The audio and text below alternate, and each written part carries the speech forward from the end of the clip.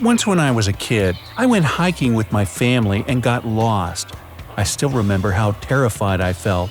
Luckily, it took less than 10 minutes for my uncle to find me, and I guess that's where my interest in all kinds of survival tips comes from. Let's start with number 1. If your wrists are bound with zip ties, rotate and move them back and forth against each other. It's likely to loosen the cords a bit, and you'll be able to remove the ties.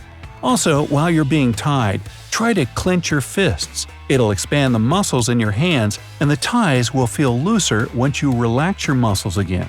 This will let you wriggle your hands out of the plastic cords. Note: what you originally did to earn getting plastic ties on your wrist is not covered here. 2. If you're in a tough situation with nobody around to help you out, it's all too easy to succumb to panic. In this case, you can use psychological trick. First, visualize how to successfully get out of trouble. Then set several small goals and tackle them one at a time. It'll preoccupy your mind and prevent you from overthinking the situation. For example, being lost in the wilderness, you can draw up the following plan. Find a safe place, start a fire, build a shelter, find a water source, and so on. It'll take your mind off visualizing all kinds of catastrophic outcomes. 3. If you find yourself with frostbite, take care of it as soon as you can. Despite the popular misconception, do not pour hot water on the damaged skin. It'll make things much worse. Instead, if you can't see a doctor immediately, remove any wet clothing and put the place with frostbite in warm water. Then, make sure that the damaged body part isn't going to freeze again, and keep it elevated to reduce swelling. Lastly, put a bandage on the frostbitten area. If it's your fingers or toes, wrap a bandage around each of them and place cotton balls in between so that they don't touch. Never ever rub the damaged spot. 4. You probably know that without water, a person can survive no more than 3 days, but it may take even less time before your body stops working properly. It depends on how hot the weather is or how active you are. So, if you run out of water in the wilderness, your top priority is to find a source of it. Keep in mind that water always runs downhill. Head in that direction. It's your best chance to find clean water and avoid dehydration. Speaking of flowing water. 5. If you get lost in the wilderness and have no idea what direction to choose, find a stream or a small creek. Follow it until it merges with a larger river, and it'll take you to an inhabited area where you'll get help. 6. You should never go on a hike without some means to make a fire. A lighter sounds good, but what if you lose it or drop it in the water? To be on the safe side, put some matchsticks in a plastic bag and bring them along. Keep in mind that the bag should have a secure seal to protect the matches from liquids. Another way to ensure that your matchsticks will work when you need them is to cover their heads in wax. It's easy to do. Just dip the matches into hot wax and let them dry. It'll make them waterproof, and to use one, you'll just have to scrape the wax off the match head. 7. So let's say you're wandering in the wilderness, lost and desperate, when suddenly you see a cave. No one will deny that it can make a perfect shelter. There's some wood and tinder you can pick up nearby, and you have matches.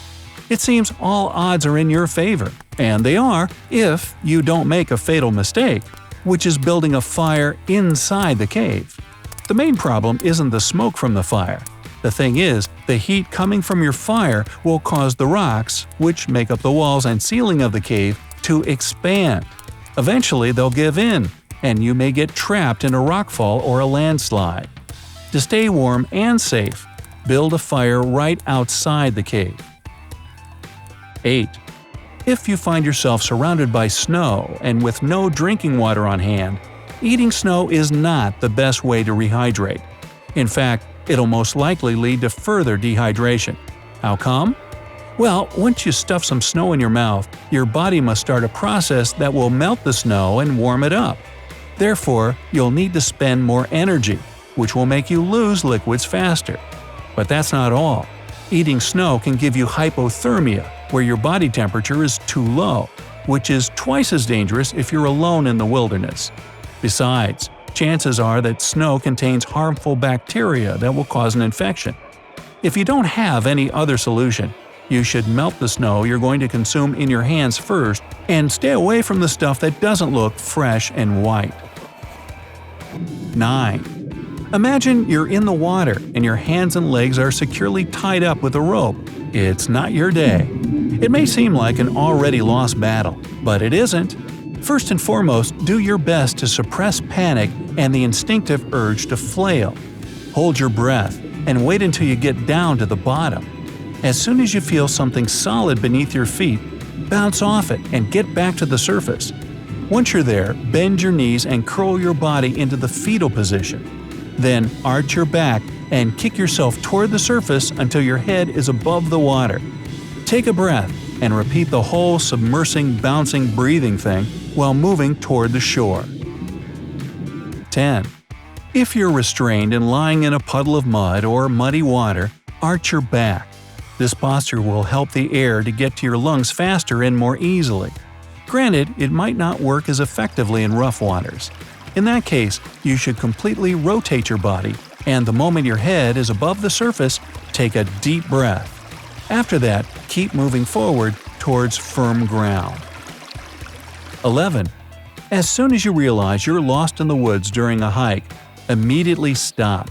It may sound counterintuitive, but the best solution isn't to keep walking. For one reason, when you move, you'll get dehydrated faster.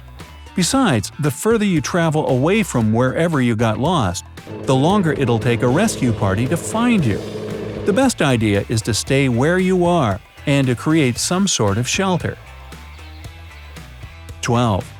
There's an urban survival myth that it's safe to drink salt water in small amounts, but in reality, such a delusion can have very dramatic consequences. Drinking any amount of salt water leads to dehydration much faster than if you don't drink anything at all. The best thing you can do with salt water is to use it for cooling down your body, not drinking. 13. When you go on a hike or decide to spend several days camping, pack your bag with some extra stuff for unpredicted situations. Let's say a spare pair of socks, for example. If you fall into a stream or get caught in bad weather, you'll be happy that you packed them. Also, it won't hurt to pack more food than you'll probably need. Opt for products that don't weigh a lot, like dried fruit and peanut butter, or beef jerky. Believe me, this foresight may save your life in case of an emergency. At the same time, never take with you more than you can physically carry for a long time. Even better, take your backpack on a test walk to figure out if you can manage its weight. Me? I think I'll just hike on over to a nice hotel and chill by the pool. Oh yeah. Hey, if you learned something new today, then give the video a like and share it with a friend. And here are some other videos I think you'll enjoy. Just click to the left or right. And remember, stay on the bright side of life.